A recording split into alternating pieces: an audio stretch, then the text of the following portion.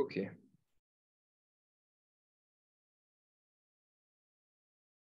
C'est parti. Donc, on s'était arrêté,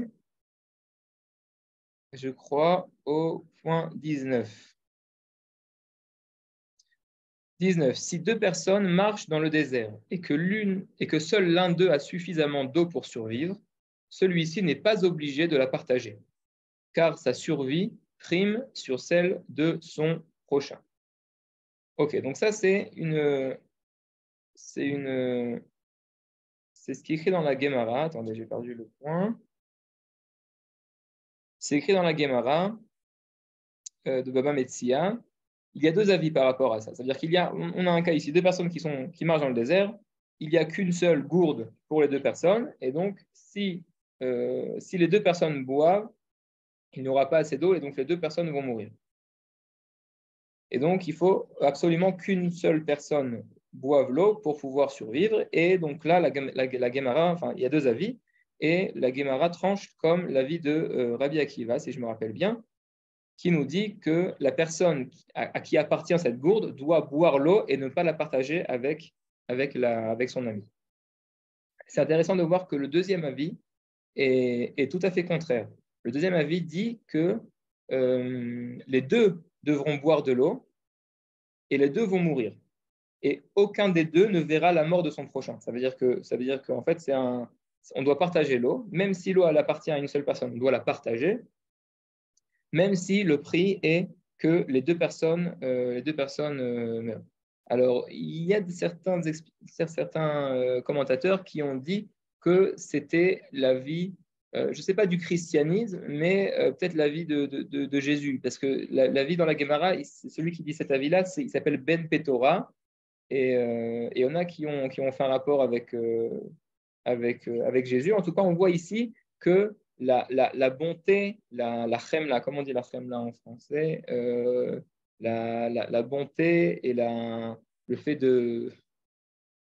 d'avoir pitié d'une autre personne peut amener même à sa propre mort. Ça veut dire que au nom de la pitié, au nom de la bonté, eh ben, on va devoir partager la gourde en deux et aucune des deux personnes va mourir. Alors que nous dit Rabbi Akiva, non, on a une règle dans la Torah, Vachai Baem, que les commandements et la Torah est là pour nous faire vivre avec elle. Et donc, forcément, s'il y a une seule gourde et qu'une seule personne ne pourra vivre, il faut trancher et on tranche que celui à qui appartient la gourde, c'est celui qui va boire et qui va survivre.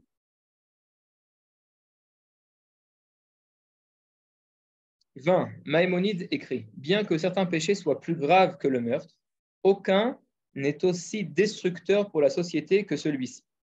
Même l'idolâtrie et l'inceste ne sont pas aussi graves que le meurtre, car ils compromettent la relation de l'homme avec Dieu, alors que le meurtre concerne la relation de l'homme avec son prochain.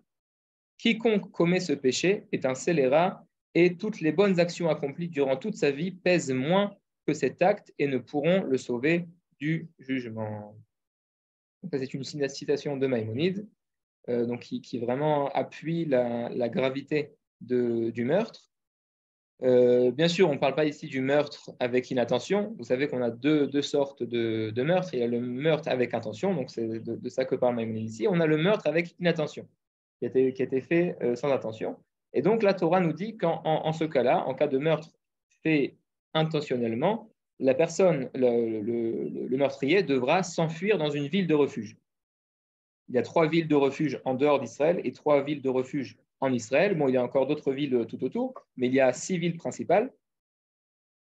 Et donc, ce meurtrier devra s'enfuir dans la ville de refuge pour se sauver du vengeur, puisque à partir du moment où quelqu'un a tué sans intention, intentionnellement, le vengeur, une personne de la famille, aura le droit de venir et tuer le meurtrier. Alors apparemment, c'était quelque chose qui était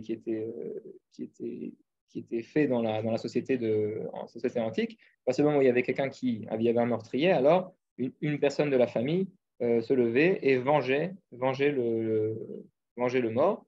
Et donc la Torah nous a dit que seulement en cas de meurtre intentionnel, inintentionnel, alors on aura le droit de venger la personne, mais la personne aura un refuge. Et donc, à partir du moment où elle rentre dans cette ville de refuge, elle sera intouchable.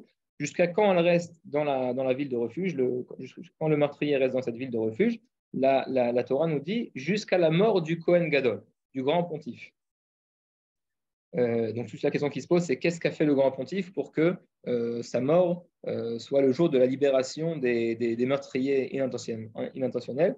Et donc, la Guémara nous explique dans le traité de Makot, nous dit parce que le grand pontife a la responsabilité de prier sur toutes les personnes du peuple pour qu'ils n'arrivent pas à commettre un meurtre comme celui-ci.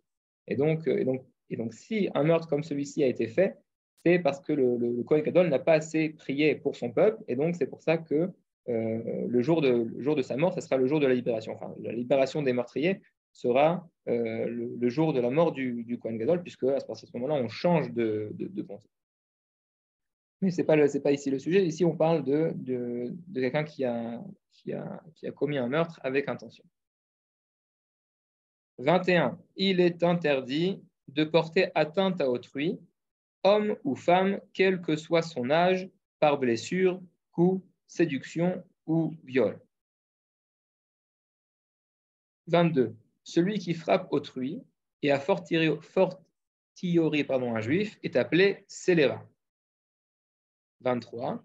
Il est permis de tuer les animaux qui causent des nuisances. Ok, bon, 21-22, je pense que c'est assez trivial, c'est pas la peine d'expliquer, c'est tout à fait compréhensible, ça fait partie de la morale de la plupart des sociétés aujourd'hui. Par contre, il est permis de tuer des animaux qui causent des nuisances. Alors, ça, il faut expliquer, bien sûr. La Guémara, dans le traité de Baba Messia, nous dit que le fait de faire mal à un animal, Tsar Balechaim, Mideoraita, c'est un interdit de la Torah. Donc, on n'a pas le droit de faire souffrir un animal.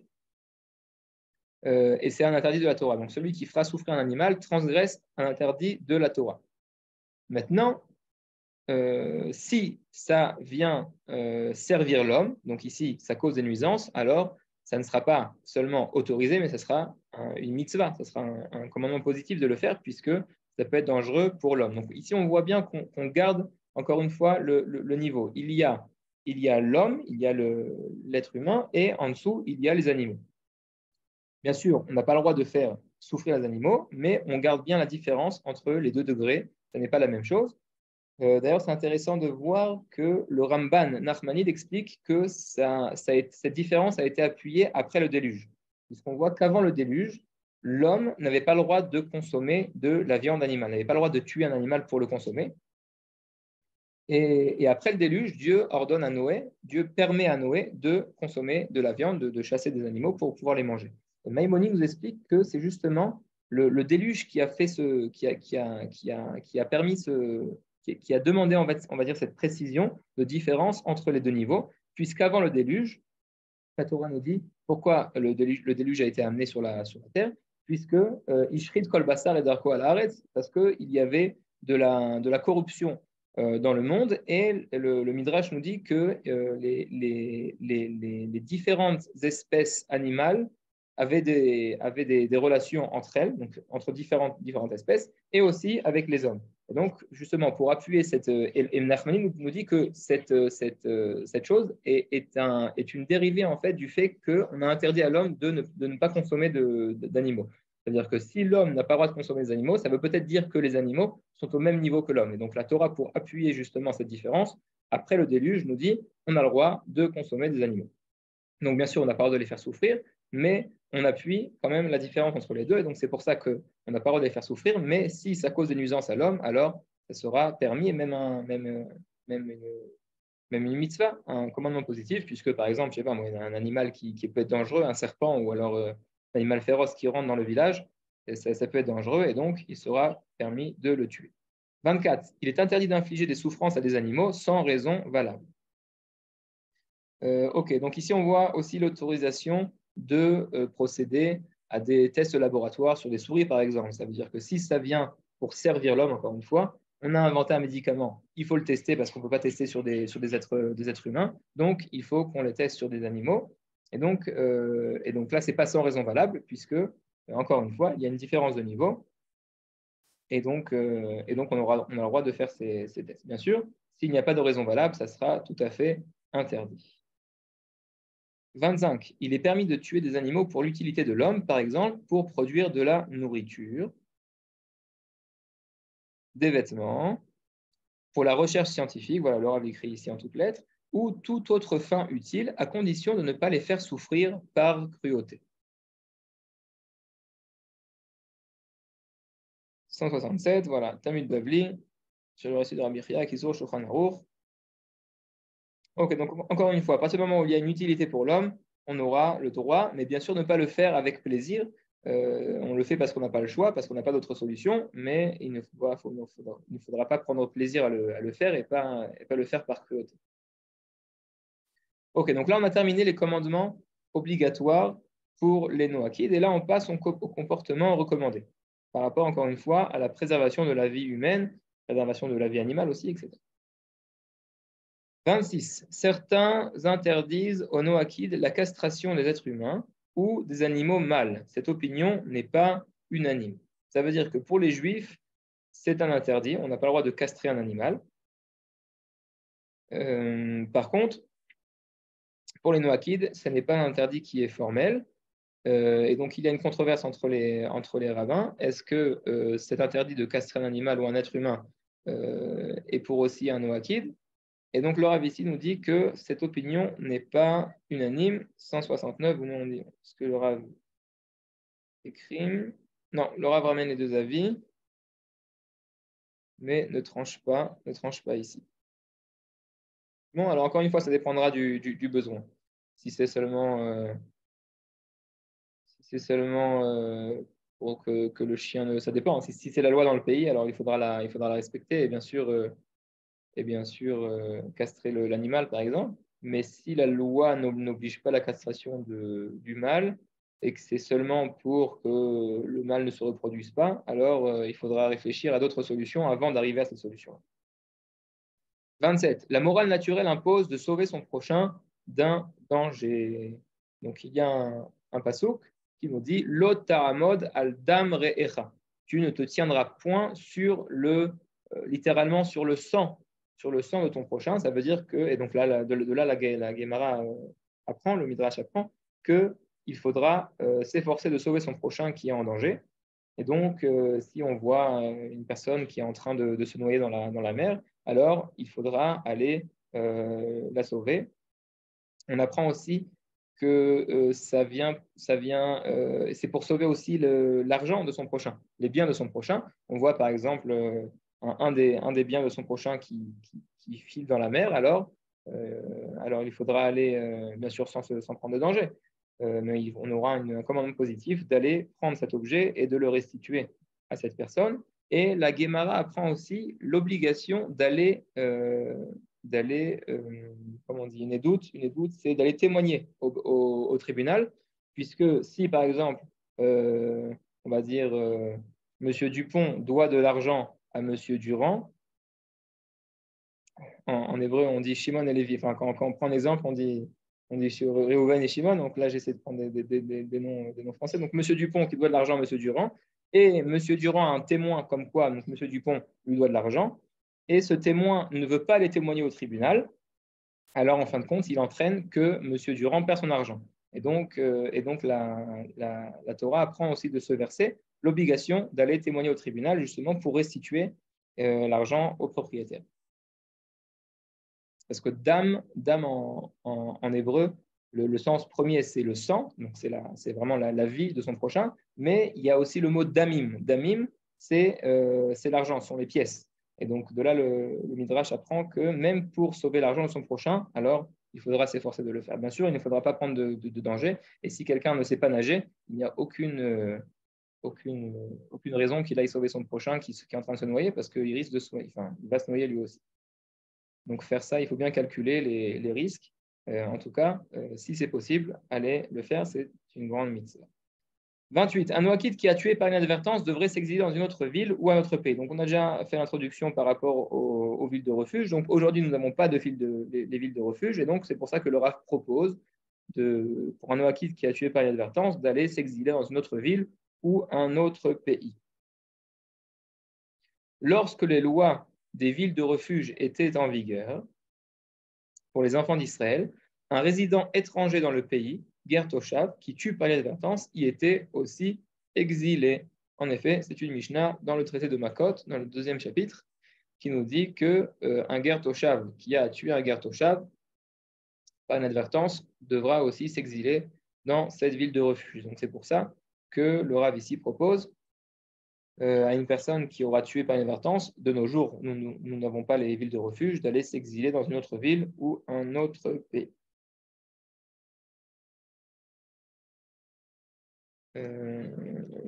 Bon, on va continuer encore un peu. 29. Il ne faut pas se causer de blessures, se mettre soi-même ou d'autres personnes en danger inutilement, par exemple en conduisant à une vitesse excessive. Donc bien sûr, de façon générale, la conduite à la vitesse excessive est interdite par la loi. Il y a le code de la route, donc il faut respecter. Et donc c'est intéressant de voir que le respect du code de la route a aussi un impact au niveau de la doctrine noakhide. Ça veut dire que quand je respecte le code de la route, ce n'est pas seulement que je suis un bon citoyen et que je respecte mes devoirs, mais je remplis aussi un commandement, ou alors un commandement proposé, ici pas obligé, puisqu'on ne peut pas dire que c'est un commandement qui est... Non, si, c'est obligatoire, puisqu'à partir du moment où c'est interdit par la loi, c'est obligatoire. Et donc à mon avis, la conduite à la vitesse excessive, ça vient par la suite. D'abord, il ne faut pas se causer de blessures à soi-même et ne pas mettre d'autres personnes en danger. Et après, le Rav arrive à la conduite à vitesse excessive, mais à partir du moment où c'est interdit par la loi, forcément, c'est aussi interdit de façon formelle pour les noakhid. Et donc, on voit ici que le respect de la loi n'a pas seulement un attrait civique, le fait d'être un bon citoyen, mais aussi un attrait ici religieux. Puisque nous avons le klal, nous avons la règle qui nous dit Dina de Malchuta Dina, la règle de la royauté dans laquelle je vis est la règle qui est imposée aussi par la halakha. Donc à partir du moment où je respecte les lois du pays, c'est aussi le respect des lois de la halakha, puisque la halakha m'ordonne de respecter ces lois-là. Maintenant, c'est intéressant de voir ici l'approche de la Torah par rapport au corps. On avait vu un peu précédemment qu'on n'avait pas le droit de se suicider. On avait mentionné le fait que la Torah, justement, voit dans le corps de l'homme seulement une permission d'utilisation. Ça veut dire que nous ne sommes pas les béalim, comment on dit les béalim, nous ne sommes pas les propriétaires sur notre corps, mais c'est seulement une permission d'utilisation que nous avons. Et donc, comme ça ne nous appartient pas, nous n'avons pas le droit de nous prendre la vie, ni de nous causer de blessures. 30. Il convient d'installer une balustrade sur son toit afin d'écarter tout danger de chute.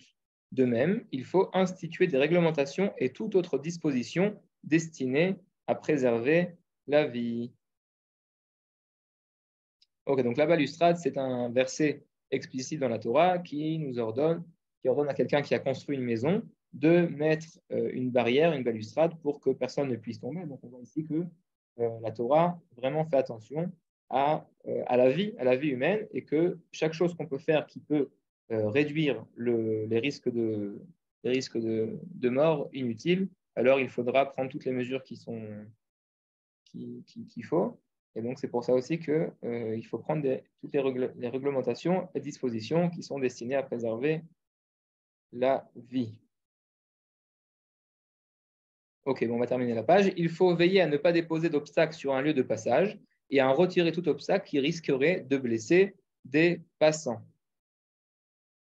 C'est un verset aussi explicite qui nous dit l'ifne hiver l'otiten mirchol. Devant un aveugle, il ne faudra pas mettre d'obstacle. Et donc, ce verset est à comprendre de façon directe. Donc, vraiment, il ne faudra pas mettre d'obstacle devant un aveugle. Maintenant, un aveugle, ce n'est pas forcément quelqu'un qui ne voit pas. Si je mets un obstacle qui n'est pas visible, même pour une personne qui voit, alors ça sera considéré comme avoir transgressé ce verset. Et c'est aussi à prendre au sens figuré. Un aveugle, ça veut dire une personne qui ne connaît pas forcément le domaine. Ça veut dire que si, par exemple, je suis avocat et qu'on vient me poser une question dans le domaine du droit, alors la personne qui questionne et sera considérée comme un aveugle par rapport à ce domaine. Donc, la personne qui a été questionnée ne devra pas donner un mauvais conseil, mais justement un bon conseil, puisque on n'a pas le droit d'induire en erreur, on n'a pas le droit de mettre d'obstacle, ici un obstacle figuré, devant une personne qui est aveugle dans le domaine. Donc, ça à comprendre au sens direct et au sens figuré. 32. Selon la morale, l'interdiction de tuer comprend tout acte qui raccourcit la vie d'autrui, ce qui inclut également le fait de faire honte en public, d'offenser son prochain ou de pratiquer une concurrence commerciale déloyale. Donc la morale nous dit, selon la morale, l'interdiction de tuer comprend tout acte qui raccourcit la vie d'autrui. D'ailleurs, c'est pour ça qu'on n'a pas le droit de fermer les yeux à une personne mourante, puisque quand on lui ferme les yeux, on risque de lui raccourcir la vie. Donc il faudra attendre vraiment que cette personne soit tout à fait morte pour pouvoir lui fermer les yeux.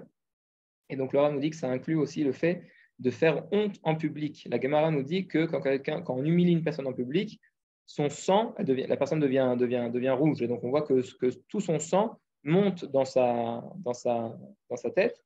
Et donc, ça lui fait perdre une certaine partie de sa vie. Et donc, c'est pour ça qu'on comprend aussi cet interdit dans l'interdit de tuer, d'offenser son prochain ou de pratiquer une concurrence commerciale déloyale. Alors, dans la Guémara, le cas typique était d'ouvrir un magasin de même sorte qu'un magasin qui existe déjà dans la rue. Par exemple, s'il y a un couturier dans une certaine rue, alors on n'aura pas le droit d'ouvrir un couturier n'aura pas le droit de s'installer dans la même rue pour pouvoir faire son travail, puisque il y aura des clients qui viendront chez lui et plus chez l'autre. Donc, c'est pour ça qu'il y a des règles qu'il faut s'éloigner de temps et temps de rue pour pouvoir ouvrir son magasin de la même sorte qu'un magasin qui existe déjà. Intéressant de voir, sauf une seule exception, c'est l'enseignement des enfants. Tinokot Shebet Rabban, un mélamed, quelqu'un qui enseigne la Torah aux enfants, aura le droit d'ouvrir donc sa classe, même si dans la rue, il y a déjà une classe d'enfants. Pourquoi? Parce que plus il y a d'enseignants, plus il y a de la concurrence entre les enseignants, et donc plus les enseignants seront bons et voudront arriver à un haut niveau. Et donc, en fin de compte, qui c'est qui gagne? Ce sont les enfants, ce sont les étudiants qui gagnent. Et donc, dans ce domaine-là, ça sera permis d'ouvrir une seconde classe, même si dans la rue, il y a déjà une classe. Contrairement à tous les autres métiers, ça sera interdit. Bon, bien sûr, aujourd'hui, il faut adapter ça à la société et au commerce qu'il y a aujourd'hui. Donc, il y a d'autres règles. Mais en tout cas, Laura nous dit ici que, de toutes les façons, toute concurrence commerciale qui est déloyale est interdit. OK, on va s'arrêter ici. Si vous avez des questions, allez-y. Thomas, shalom. Shalom Rav. J'avais une question par rapport au Erev Rav. Oui. Je trouvais le nom assez interpellant. Est-ce que Erev de Erev Rav, ça s'écrit de la même manière pour Erev la veille? Non, les voyelles sont différentes. En tout cas, c'est les mêmes lettres au niveau de la source du mot, le shoresh, comme on dit en hébreu. Les lettres qui constituent le mot sont les mêmes lettres, mais les voyelles sont différentes. Et Erev Rav, là, ici, le Erev, ça vient du mot de se mélanger, les Tarbev, les Arbev. Et donc, il y a un groupe qui s'est mélangé, un grand groupe qui s'est mélangé dans le peuple. D'accord. Après, on peut faire pas mal de drachot, on peut construire des chidushim sur ça. Donc, on peut après glisser et expliquer que RF, c'est le soir, etc. Mais sinon, le sens direct, c'est le mélange. D'accord. Nico, Oui, ça va, salam. Bonsoir. J'avais une question sur le dernier point par rapport à la concurrence. Parce oui. que il me semble que ce qu'on appelle la concurrence déloyale, c'est quand on fait du business, de l'affaire, mais de manière avec des arguments un peu détournés, qui permet de récupérer des clients d'une autre personne. Si c'est simplement de la concurrence directe, c'est-à-dire qu'on vend les mêmes produits à un prix identique ou un peu inférieur parce qu'on a la possibilité de faire un prix inférieur ou d'avoir des marges inférieures, je ne sais pas. Mais c'est de la concurrence classique, en quelque sorte. Qu'est-ce que vous voulez entendre par concurrence déloyale exactement? Alors, j'ai eu un cas particulier, puisque j'ai ouvert une entreprise dans une ville où il n'y avait qu'une seule autre entreprise qui faisait le même business. Est-ce que dans ce cas-là, vous considérez que c'est la concurrence déloyale? Alors, on pratiquait forcément des tarifs différents. J'étais agent immobilier, en fait. Donc, on a forcément des tarifs différents puisqu'ils sont liés, en fait, à la structure à laquelle on est rattaché, à l'agence immobilière à laquelle on est rattaché.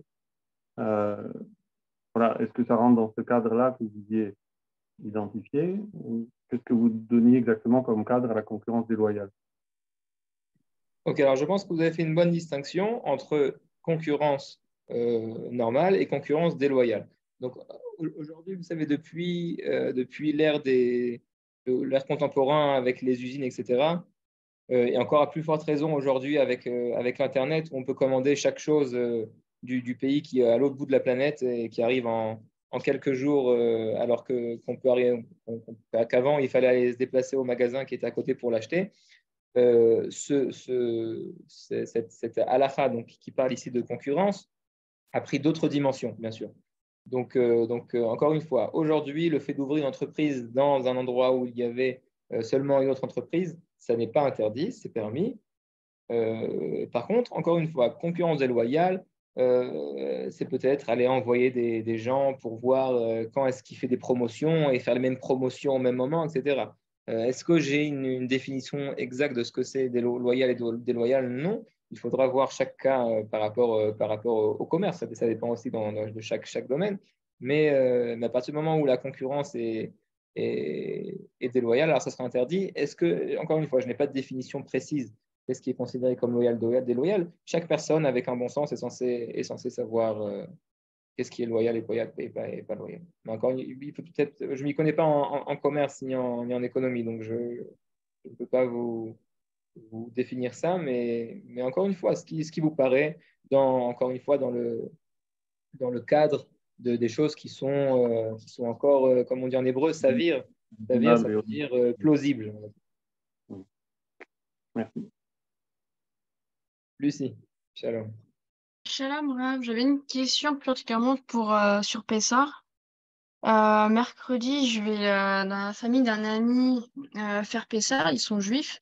Et pour un Noharid, je voulais savoir si vous pouvez revenir un peu sur les autorisations, les interdictions d'un Noharid durant cette fête-là.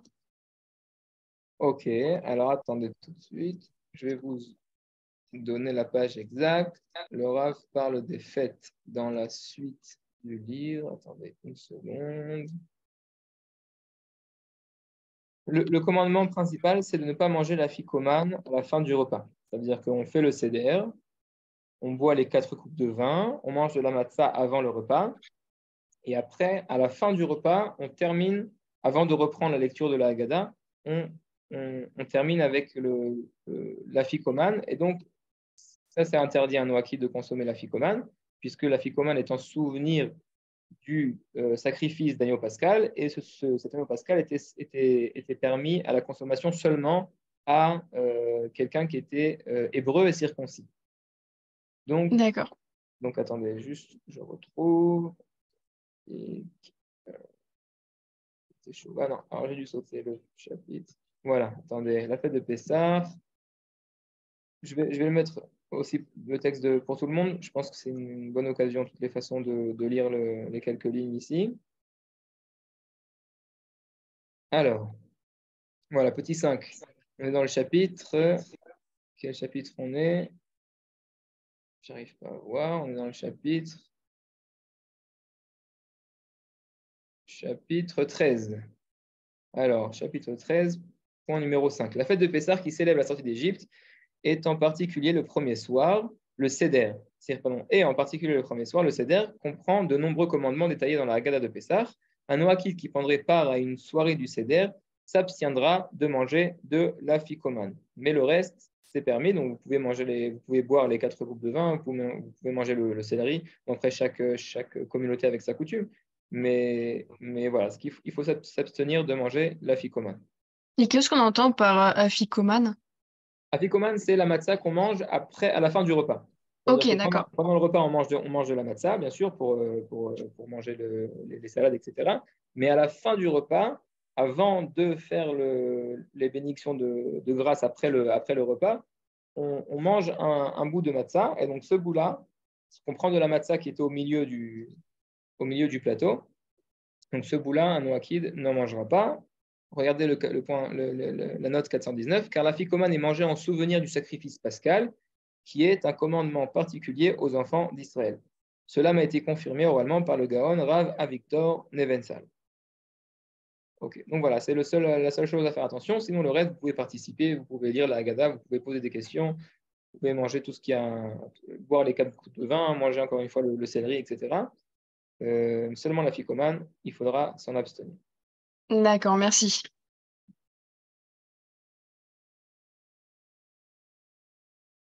Et excusez-moi, ça c'est si on est invité à un repas avec des juifs, mais est-ce qu'on a le droit entre Noaharides d'organiser quelque chose comme ça en mémoire?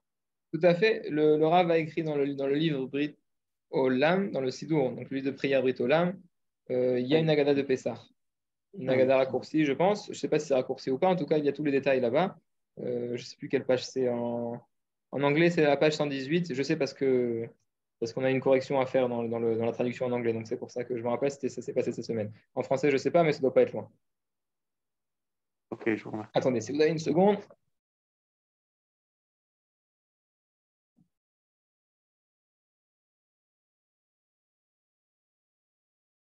Alors,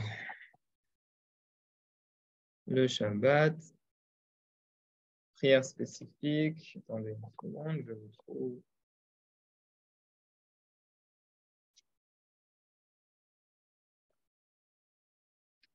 Alors, il y a un petit tour, on va chercher là. Voilà, Haggadah de Pessah. Ouais, l'Haggadah apparaît entièrement traduite. C'est à la page 121. Voilà, la page 121 dans le livre Brit Olam, pardon, de Rav Cherki, on ne voit pas parce que c'est le zoom. Vous avez la Haggadah, vous avez même le plateau du Seder. Comment faire le plateau du Seder? Je ne vois pas parce que l'image est floue derrière. Mais à la page 121, vous avez tout ce qu'il faut. Et qu'est-ce qu'a écrit le Rav au niveau de la ficomane? Il a dû sauter la ficomane, à mon avis.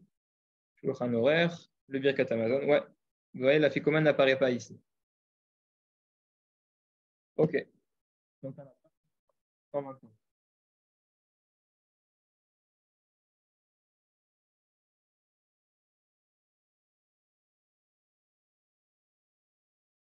Oui, en effet, le site n'existe plus. On est en train de monter un nouveau site. J'espère qu'après Pessah, ça sera en place. Avec plaisir. Avec plaisir, David. Ok, donc on va s'arrêter ici. Je vous souhaite à tous une excellente fête de Pessah. On n'aura pas cours la semaine prochaine. Ce sera la fête de Pessah. Et donc, on reprendra le 16 avril, si Dieu veut. Et donc, je vous souhaite à tous une excellente semaine, une excellente fête de Pessah. Shalom. Shalom. Shalom. Alors, merci. Merci.